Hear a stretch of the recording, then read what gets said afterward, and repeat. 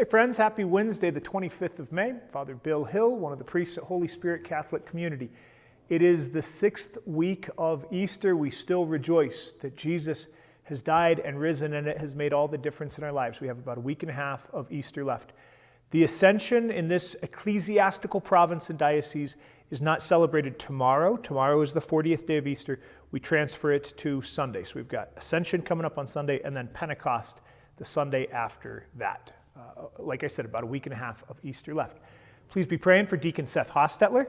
Seth was a seminarian with us spring of 2020, and now he is going to be ordained a priest. He will be ordained Friday afternoon at St. Mary's Cathedral in Cheyenne. Please be praying for Seth. I'll give you a daily reflection on the Acts of the Apostles and the Gospel of John. They are linked in the sidebar. If you haven't read them yet, read them prayerfully, and then turn off your screen, spend some time with God. I love the Acts of the Apostles today. Couple of things. Paul is talking to Greeks, to Gentiles. And, if you've been watching the sermons that we see from Peter and from Paul, when they're talking to Jewish people, they talk about the scriptures. Now notice how Paul's arguing it. He's arguing it from nature, from the ability of human reason to come to grope after and even come to belief in God. That's part of it. So he's making an argument. He's talking to Greeks about natural philosophy and inviting them to use that path to come to God. So, like a good preacher, making himself accessible and speaking to his audience. But the thing that I love about it, like Paul is, you can picture it. People are nodding along. They're interesting. They're interested. They're curious what this strange, foreign Jewish guy is talking about, and they're paying attention until he says, and this is why God raised him from the dead. And then they start mocking him, right? Some are polite. Oh, thank you. We'd like to hear about this some other time. And then they walk off. Others open in their scorn towards Paul. A place of prayer and connection, right? The places where we can't control other people. The way that all that we can do is be faithful to the call that we have received. The way that we have been rejected or maltreated or exposed, whatever, like to connect with one of the friends of Jesus in that place of pain and to know that Paul experienced it. And we hear about a couple of people that come to faith, Dionysius, which is the Greek version of Dennis, and Damaris, but not very many, especially considering how well received he was.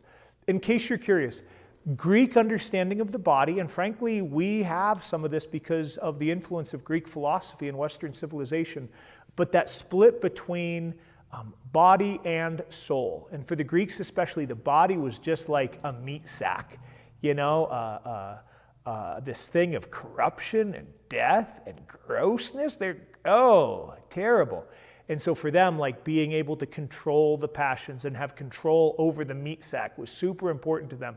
And the soul was just waiting to be freed from this thing. And so the idea that God would resurrect the meat sack, totally ridiculous to Greeks. That's why they are mocking Paul openly. Like, what? We're going to spend all eternity in the meat sack and it's going to be glorified? Oh, that sounds terrible. Thank you, but no. So it's always good for us. Like we think about eternity, of the glorification, of body and soul being together. But understand that sort of a teaching is ridiculous to some, right? Perhaps you dream of heaven as well, the hope of being connected to God and to all of the holy ones, not just in mind, but indeed in body. Okay. Gospel of John. I've told you everything you can handle, Jesus says. You can't take any more, right? You're filled to the tippy top with truth, but the Spirit is going to come. Your minds, your hearts are going to be expanded. I hear here the category of ongoing conversion, right?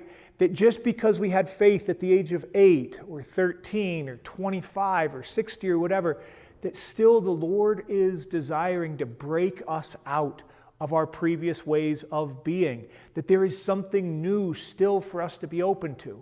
And we can hold on to the ways of the past. There were things that we couldn't absorb.